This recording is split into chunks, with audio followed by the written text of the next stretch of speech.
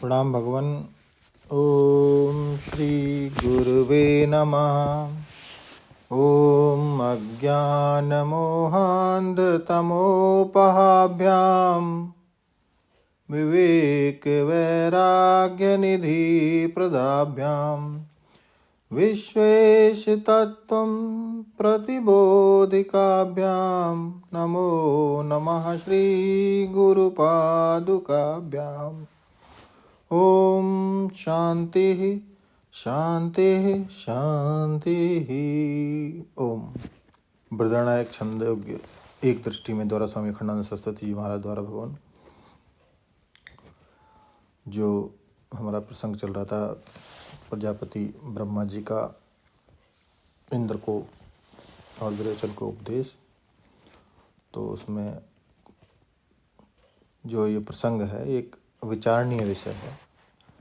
इंद्र कोई निर्विशेष वस्तु नहीं चाहते हैं, वे ऐसी वस्तु चाहते हैं जो अपने को जानता है कि मैं यह हूँ, साथ ही दूसरों को जानता है कि यह भूत है। वह केवल विनाश दशा को नहीं चाहता, वह तो कोई यो भोग्य दृष्ट सुख चाहता है और कहता है ना अहम अत्र भोग्यम पश्यामि। उसने तो सुना है कि ज्ञान होने पर कुछ अप्रिय नहीं रहता, सभी लोकों और सभी कामनाओं की प्राप्ति हो जाती है। फिर उसके लिए प्रजापति निर्विशेष ब्रह्म का उपदेश क्यों करते हैं?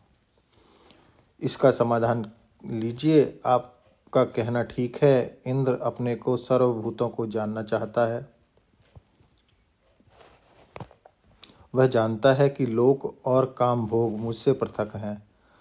जिस ज्ञान से वे सब प्राप्त हो जाते हैं वह ज्ञान मुझे चाहिए, परंतु प्रजापति सद्गुरु हैं। इंद्र जो समझता है और चाहता है उसी में उसका हित नहीं है। प्रजापति उसके लिए जो परम हित है उसी का उपदेश करते हैं। आत्मा आकाश के समान अशरीर है, वह सर्वभूत सर्वलोक और सर्व काम की आत्मा है। उसकी प्राप्ति पूर्ण हित की प्राप्ति है। प्रजापति इसी अभिप्राय से इंद्र को उपदेश कर रहे हैं।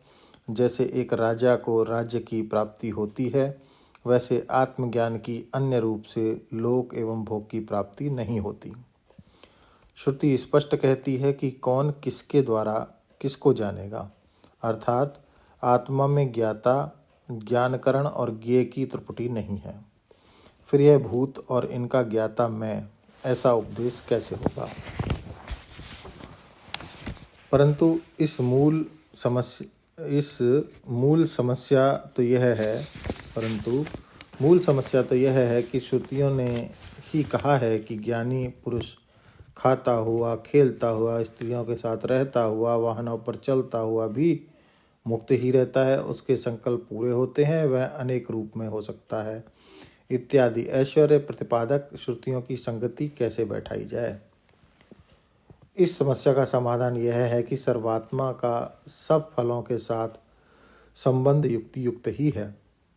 जैसे सभी घड़े, करवे और कुंडे मुक्ति का से प्राप्त ही हैं, वैसे ही सर्वात्मा को सब कुछ प्राप्त ही है। अच्छा जी, तब तो फिर सब दुख भी प्राप्त ही हैं, होने दो। वे भी अपने आत्मा ही हैं, उनसे क्या विरोध है? वस्तुतः दुख आत्मा में अविद्या से कल्पित है। जैसे कल्पना निमित्तिक सर्प रज्जु में होता है, वैसे अविद्या ही निवृत्त हो गई तो दुख का कारण ही निवृत्त हो गया। अब दुख संबंध कहाँ है? दुख जीव की सृष्टि है, यह ईश्वर सृष्टि नहीं है। शुद्ध सत्व की उपाधि के द्वारा ईश्वर ही मानव भोगों की सृष्टि और सबके शरीर में रहकर उपभोग करता है। अविद्याकृत सारी कल्पना जल्पना का विषय भी आत्मा परमात्मा ही है, दूसरा कोई नहीं। यह वेदांत का सिद्धांत है। प्रजापति को करना था ब्रह्मोपदेश, परंतु उन्होंने छाया आत्मा, स्वप्न आत्मा और सुषुप्त आत्मा का उपदेश किया। इसका क्या प्रयोजन है? यदि प्रजापति पहले ही परमात्मा का उपदेश करते तो ब्रह्म विश्वासक्त पुरुष के लिए उस दुर्विज्ञेय अत्यंत सूक्ष्म वस्तु को समझने में व्याह होने की संभावना थी। अतः क्रम से अतः क्रम से वस्तु का साक्षात्कार कराया। जैसे कोई द्वितीया के चंद्रमा को दिखाना चाहे और उंगली उठाकर दिखावे देवे, यह है चंद्रमा। फिर पर्वत का शिखर दिखावे, वृक्ष की शाखा दिखावे। इसी प्रकार प्रजापति धीरे धीरे आत्मदर्शन कराते हैं। वह चतुर्थ उपदेश में परिच्छिन्न त्रिविध शरीर से ऊपर उठकर अपने को अशरीर ज्योति स्वरूप जान लेता है। इसी उत्तम पुरुष में भोजन, क्रीड़ा, रमण सब कुछ होता है। यह उत्तम पुरुष है।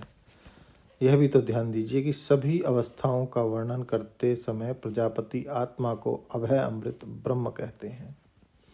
प्रजापति का वेश धारण करके श्रुति ही बोल रही है। वह सर्वथा ही सत्य है। उसे कुतर्क के द्वारा मिथ्या नहीं किया जा सकता, क्योंकि श्रुति से बढ़कर और कोई प्रमाण नहीं है। अब इससे आगे का सत्संग लेते हैं भगवान अगले सत्संग में। ओम शांति ही शांति ही शांति ही। प्रणाम भगवान।